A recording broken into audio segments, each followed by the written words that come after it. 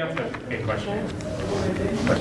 Well, I have a question that, you know, it's actually one that like doesn't get brought up in these panels that often, and I'm kind of curious, and unfortunately I'm going to embarrass Heather. Well, I shouldn't, it's nothing embarrassing, but I'm going to drag up the Fraggle Rock stories again. Heather like pitched us originally when Joe introduced me to her. She submitted several awesome Fraggle Rock pitches. She submitted 3 really solid ones, and Joe said he had never said this about any of the other writers we discussed before. He's like, all 3 of these would be fine. You know, he's like, well, we can't publish, but I said we can't publish all 3 of them. Which one are we gonna do we want? And we looked at them, we discussed it, and we picked one of them. And it was this great story. We're all excited, like this would be the perfect first story. And we're like, you know, we told Heather, hey, you're our girl. We're gonna move ahead with you, you know. And then, boom! Like I don't know how the heck she discovered it, but all of a sudden we found the story had already been done. It was an episode from the first series, the first season of the show, and you know, and Heather was devastated and thought she lost the job. And, you know, but actually we made some changes to kind of, you know, basically some details of the story, but we kept the basic plot and the message the same. And it worked surprisingly well, and actually was very different from the episode on the show. But my question is the lead up to this question, like when you're dealing with properties that are licensed, or even just new stories, and there's so much that's gone before, how do you avoid things like that? Like, I guess in particularly with you know, comic. There's been so many Spider-Man stories. There's been so many, you know. I mean, like there were four seasons of Fraggle Rock stories, and even the biggest fan may not remember every single one. How do you avoid problems like that? And I guess Joe, I'm kind of curious your thoughts on it, since you're the one who I think has the most experience, but. Well, Heather, I would love to hear the fear and terror in your voice as you recall that story. Well, Wikipedia becomes your best friend. Yeah, that was a not nice day. The most horrible part was that I discovered that there had been an episode because I was doing my due diligence at like 3 in the morning and checking through the Muppet Wiki Fraggle episode page. And found it and started to cry and downloaded the episode on iTunes and watched it, and then I was like, oh. And you know, realizing I had to tell my editors that the story we had all been working on for so long. Because all was like, this just feels like an episode. It just feels like it could have happened. And I was super big Fraggle Rock fan, so I don't know if it was osmosis. But all 3 of us missed it. Yeah, it really was. It was sad and yes. Bad on all accounts. So really, it ends up, you know, if you're working on a licensed property, you have to do your research, and you got to go through it with a fine-tooth comb, and just make sure that, you know, if you haven't seen all the episodes, or you know, there's things out there that you might not know about, different people doing different comics, you know, hardback books, and you got to just go through everything you can and read as much as possible. But to a certain extent, though, at least I wonder what point does it become, you know, like where you're just not going to worry about it. You're just going to put your spin on the story. Because I'm thinking again with, you know, with like the superhero books and you know, like Spider-Man and X-Men and Wolverine. Like so many people have told stories. At one point, you're going to tell a story that's very similar to one that's been done before. And at what point do you stop worrying about it? I think it makes sense for Fraggle Rock, and certainly if you're doing something based on a movie or something that has a limited run, of course you should be familiar with what's been done before. But I think, you know, when it's something that for 50+ years they've been telling stories with these characters, you know, regularly, I don't know. Yeah, I'm not sure that it matters as much. I mean, we've already. I disagree. Well, but hang on. we can agree to disagree. Yeah, but to some extent it matters. But let's, you know, the new Spider-Man movie is coming out, and we're going to see the origin of Spider-Man again. I mean, people do tell the same story over and over again with these characters. I think it's more about those characters and staying true to those characters. Like, you know, obviously you don't want to rehash a plot that's already been told, but you know, I think that it's more about the relationship that those characters have with the other characters more than it is about the plot. No, I agree. I just remember, it depends also the willingness of your fan base to go places that they've been before and try something new. Because just for a personal experience with my story, The Meaning of Life, there's a part of it where Uncle Matt goes to the subway, and he's been to the subway before. I know he's been to the subway before. I can tell you the episode number. Yeah. And one critical review said, yeah, it's a really good story, but he's been to the subway before, and really this guy should have done his research. Been like, we made a deliberate choice to we're going to be respectful of what's come before. We don't obviously want to tell the exact same story, but in some ways we're like, we're just going to let it go. Because your subway story, and then also Heather wrote, and we deliberately knew this going into when you wrote the story. Her last Fraggle story was a Traveling Matt story where he experiences Halloween, which is one that they had done on the show. And we just figured, we have our own cool spin on that, and we're just going to, we know that's been done before, and we're just going to do something different here. And I think there does need to be a time where you let that go. That was just what I was curious what time it was. So we didn't really disagree. Right. So it's all in the execution. I was hoping to start drama. Start fighting. Somebody throw a chair. You're like, fight broke out at kids' conference. Somebody got tased. It was awesome. Come in, it's really funny. Come in. We're about to start a riot. Come on. I'm really charming. Come in. Peer pressure. I think you scared them. I think we scared them away. Anybody else have any questions? Sorry, I know. We don't want questions anymore. Too many people. Well, Yes, Hermione, what question do you have? it just kind of popped up about villains and things like that. So I don't know what kind of, you're talking about Fraggle Rock and Strawberry Shortcake, so no real villains there. So the conflict that you bring up for them is more of like real life stuff or fantasy stuff, or how do you kind of decide, because again, there's only so many real life, I guess, stories you want to tell kids. I think you can have villains. I mean, Fraggle Rock was not a series that necessarily had villains, so we were respectful for that. But I also, one of my biggest disagreements I ever had with a former boss of mine was, and Paul might not remember, but years and years ago when we both worked at Tokyo Pop, and I helped develop a series at Tokyo Pop, an original series called Cat and Mouse, which was a girls' detective story. It's like a modern day Nancy Drew, and it was aimed at mid-grade level girls, and I was told by my boss that you can't have the villain there, you can't put them in real danger, and he was my boss, so I could only argue with him to some extent, but I strongly disagreed with that, because I look back on like the old Hardy Boys novels and stuff that I read, and there was real danger there. You look at like some of the kids series that kind of came out, or the movies that came out in the 80s, like, I don't know, maybe the Goonies or something. Yeah, they were shooting them with guns. Yeah. Right. Tintin has a gun. Yeah, Tintin.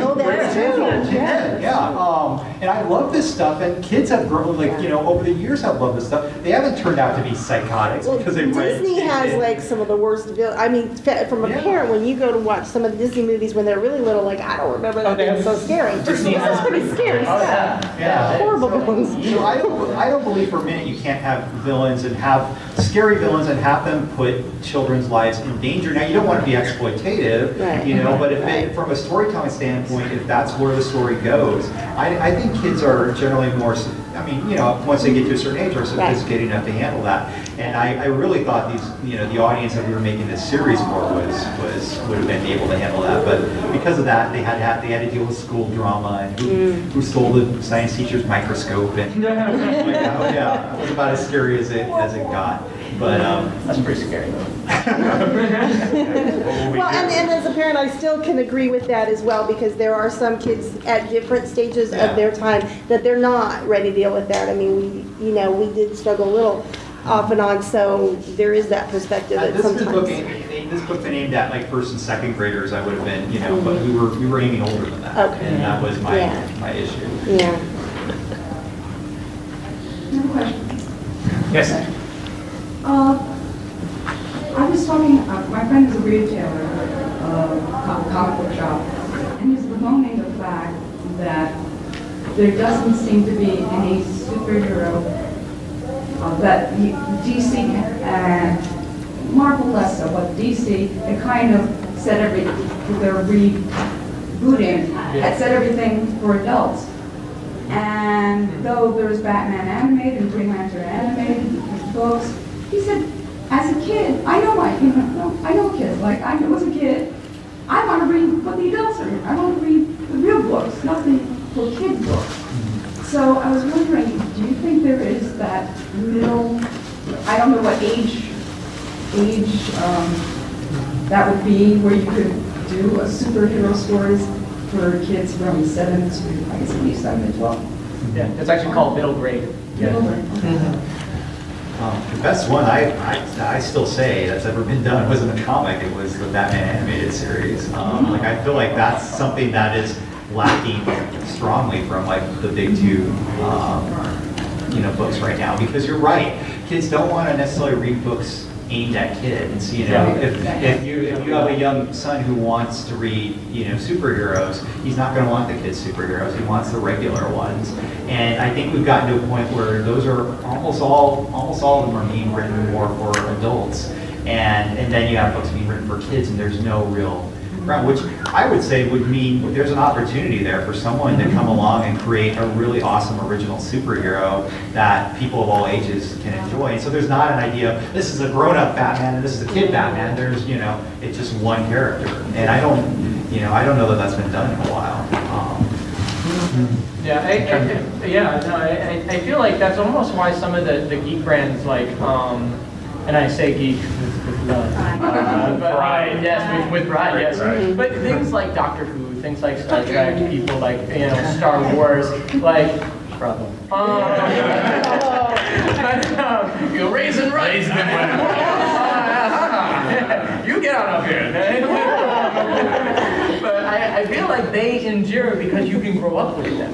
And it is sad that you can't grow up with comics. That, like, I can start reading Batman at a certain age, and when I'm 50, I will continue to read Batman, and I will watch him grow and mature with me. But I can't start earlier than that. That there's not a comic that I can read when I'm 10 or 12 and know that I will continue to read that character and be equally and continually challenged by that character throughout the rest of my life. Like, that doesn't exist, for the most part, in comics. There's such a huge nostalgia factor with those characters that I think a lot of people stop reading comics when they're like 13, 14. Yeah. Or like, I'm not gonna get a girlfriend. Or that's when they start reading. Nowadays. Seriously. Yeah. One or the other. Yeah, Doctor Who's kind of an interesting example because, every generation kind of has their doctor. Mm-hmm. Yeah. Tom Baker was the guy. Yeah, and then now we're at. So is Matt Smith your doctor, or are you? I don't really watch it. My friend watches it, and she always tells us about Daleks and the Cybermen. I've seen a few episodes. Cats. Yes. And then I had my dad who watched it, and the old ones. And I remember the oldest episode I've seen is the one how he's talking about how the TARDIS works. How if you take a little block, a big block, and if you take the big block, the little block, it does this, then the big block fits inside the little block. It says that's how the TARDIS works. As good as an explanation as any. Yes. Start writing comics. I do. I'm an artist. Excellent.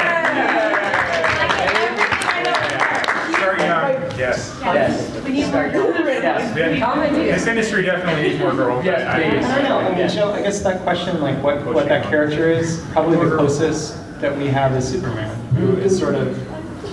He's pretty squeaky. Yeah. Yes. Yeah, that's not bad. But anyway, I had a question, but she also had a question on who's guard for her. All right. I was just going to suggest you tell your story about Strawberry Shortcake about the I don't know if I missed that earlier. Oh, no, I didn't. It was related to her question, so now it's Yeah, talking about conflict a little in comics. You do, because it happened to you too. When Tim and I both worked on Strawberry Shortcake comics quite a bit, and a lot of what you get to write is dictated by whoever actually owns the property. So American Greetings owns Strawberry Shortcake, and they had a really sort of specific guideline to what kind of conflict you could have. And theirs was different in that there can be conflict between the main characters. So that's a writing challenge to find conflict that isn't between characters. You have to find outside conflict, and they also don't have any bad guys in this new series. So that's a whole other writing challenge, but it's definitely, you have to sort of play by the rules of whoever owns the property, and you have to be a bit more creative. But luckily in this next series of Strawberry Shortcake, they got a little bit looser on their conflict. Yeah, there's actually a crossover with the board. Are they? You guys get to bring the purple pine in. Because I love the creepy old man that hangs around all the little girls. Right. Stomps them. Somehow that was okay in the 80s.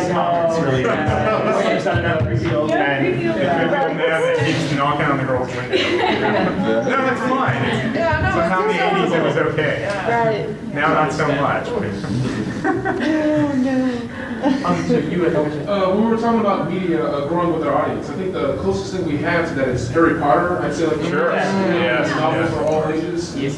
Once you introduce serious and just how sinister things get, the audience grows with that. So what would you say, I guess, like it would take DC and Marvel introducing, like they reintroduced Static Shock from Milestone in the new 52. And I don't know if that's still around. No, they ended that one after I think 8 issues. Yeah. That's unfortunate. But I think that's what it would take. I think they'll have to keep reintroducing new properties or resurrecting properties like from Henson, from Disney.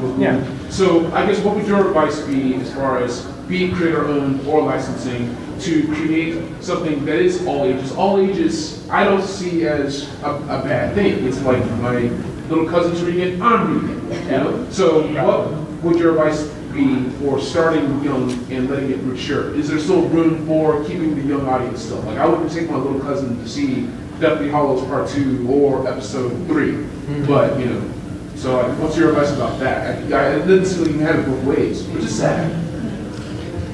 I mean, the one thing that I learned going through this whole thing is that writing for everyone is not as hard as people put it out to be. Like most people think like writing for all ages means like slipping on a banana peel and then making a joke about Mitt Romney that only like, some people in the audience would know.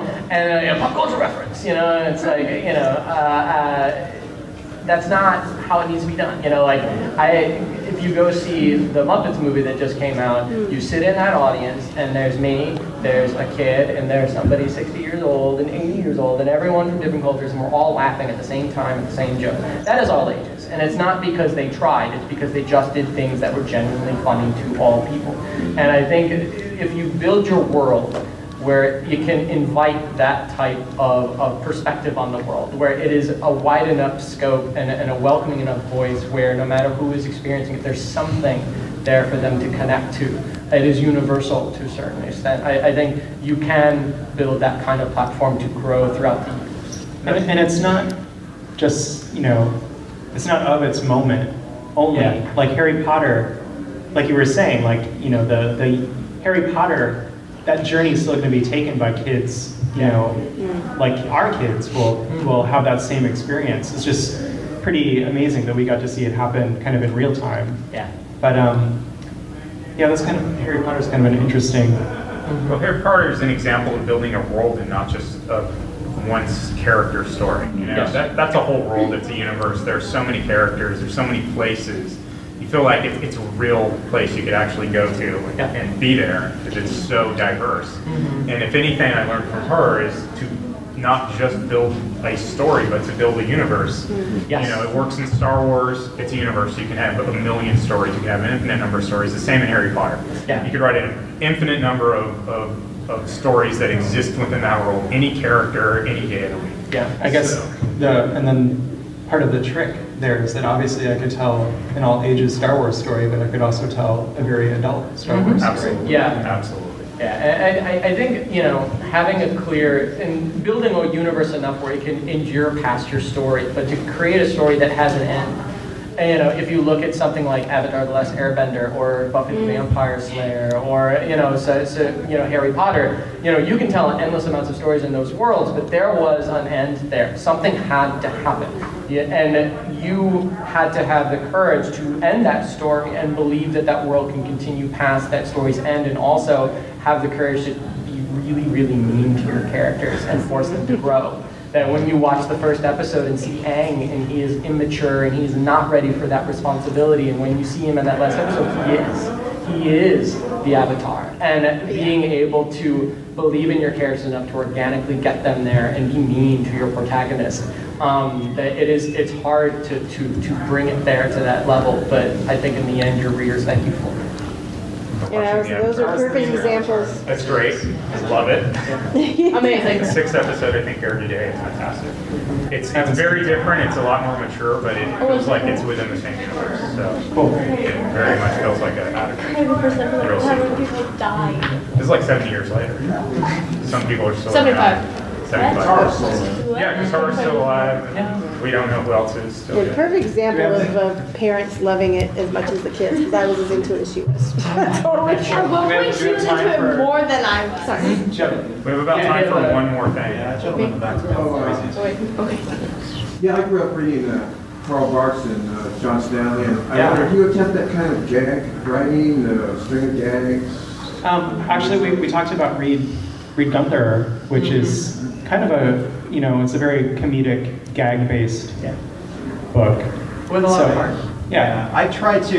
You know, I didn't get to it as much as I would have liked in Muppet Robin Hood, but I submitted a second pitch at the same time when Paul was soliciting for Muppets.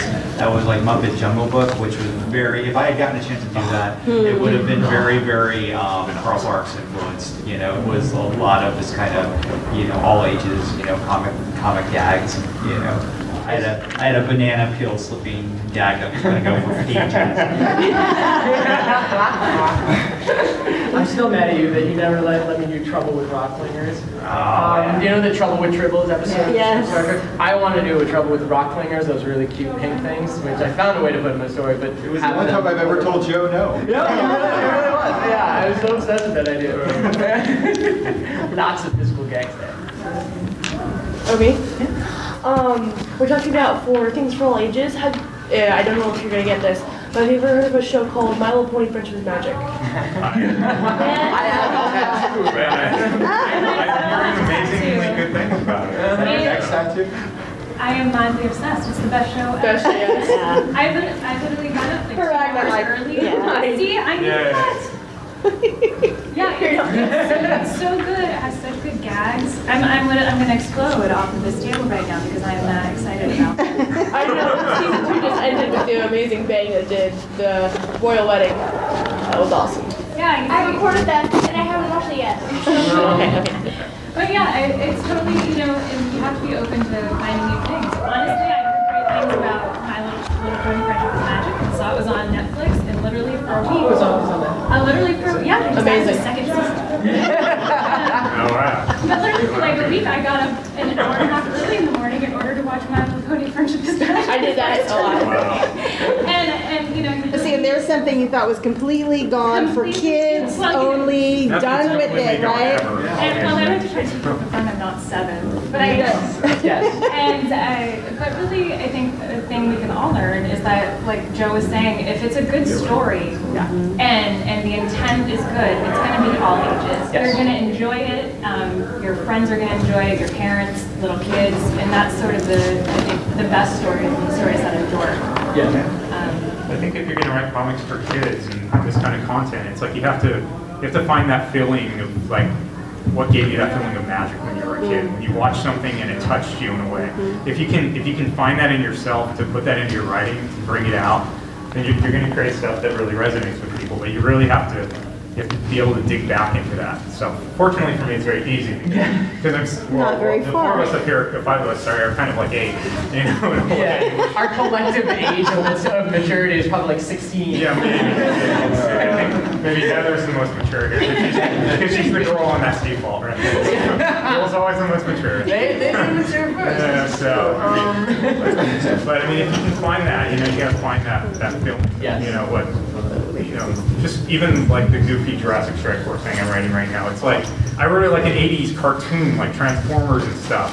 And I did it intentionally, and my editor looked at me and was like, well, we'll see. Okay, we like you, Neo. And then the reviews came out and was like, oh, it's just like an 80s cartoon, and that's awesome. And I was like, I was really like stressing those first reviews, but it's like, that came back as like, oh, you brought that back, you brought back that feeling, and I was like, thank God, other people, resonated with that. But I think, to find that in yourself and to bring it out and just put it into your writing, be passionate and love it. Yes. What made that 80s film? What kind of what criteria? Like the 80s and the old 80s Transformers cartoon, the old 80s G.I. Joe, the big larger than life almost absurdity of it, Yes. I want to rule the universe, it's like I will get all the energy out of it. Yeah, proud of it. Oh, yeah. And those big ridiculous lines, I will slay you. It's fantastic. I think in the second episode they steal like rubies from Burma for like an energy source. It's like, what are you doing?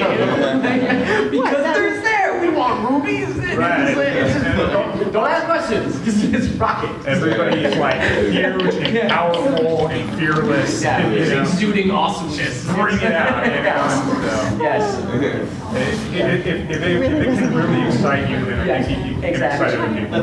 Let's get one last question from the Carl Barks fan. Yes. Have you ever read any of the DC comics from right around 1960, 61, where they would kind of relentlessly explain every little detail? Oh, the exposition, the exposition, yes. I mean, I'm just wondering if you're, of course, you're writing nothing like that. No. Actually, yes. I'm very verbose, as everyone in you. I think around this, I think DC around that time got really kind of protective of the history of those characters, and so the continuity was really important. But I guess some of those stories. Yeah. Is that the laser tagger? I know where I'm going. Let's go. Just bring that in here. Let me distract. I think that we're out of time. I see Barbara back there.